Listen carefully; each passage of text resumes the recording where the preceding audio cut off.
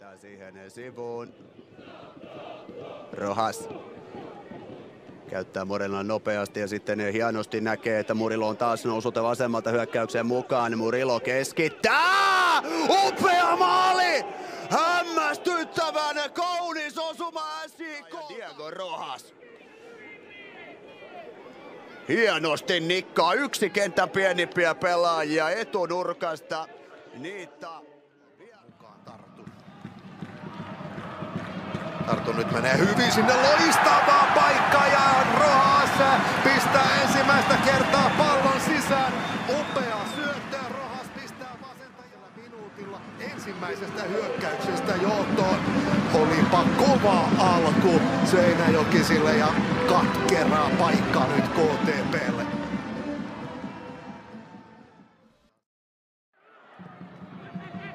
Hannola, Rojas, Diego Rojas!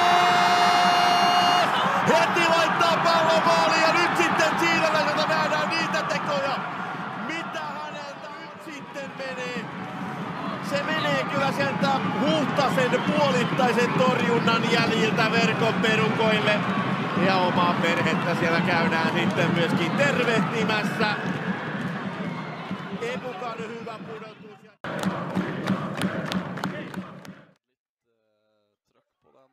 Sista 5 minuterna här, Seinäjoki. Gör en sista inspurt för att se om de klarar det. Åh, får de avsluta? Får de avsluta? Det är mål! Det är mål! Det här blir det skåring. Kommer ut på kant, lägg in. Heddes ned, nummer 10. Liten tekniker. Dribbla av ett par stycken.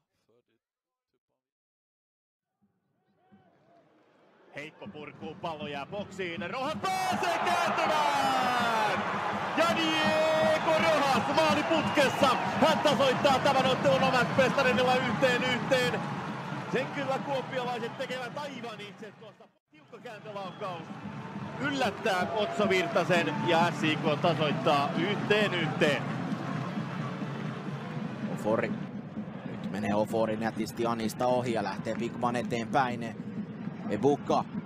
Ebukalla on syöttöpaikka ja tässä on Rojasin sauma ja lukemat 0-1. Näin onnistuu chileläinen maailmassa johdon. Diego Rojas iskee kauden.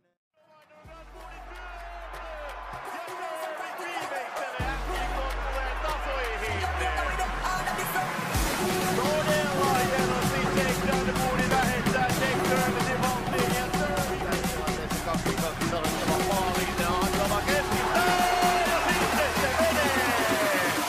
Erikoistilanteessa Hankala keskittää!